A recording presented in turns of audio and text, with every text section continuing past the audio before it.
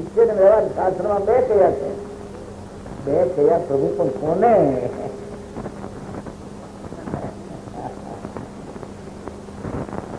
જેને અતિન્દ્રિય આનંદ નો નાદ પ્રભુ,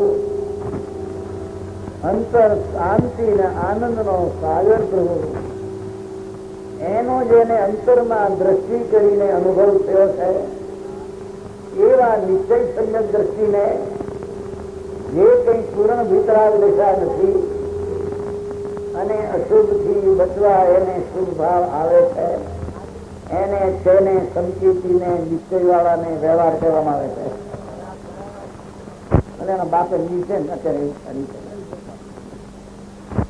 બહાર રાગ, એમાં રાગની મંદતા હોય તો ગુણ કહેવાય, પણ એ 12 લાખ થી સજ્જુ માટે ગરમ થયો એમ નથી.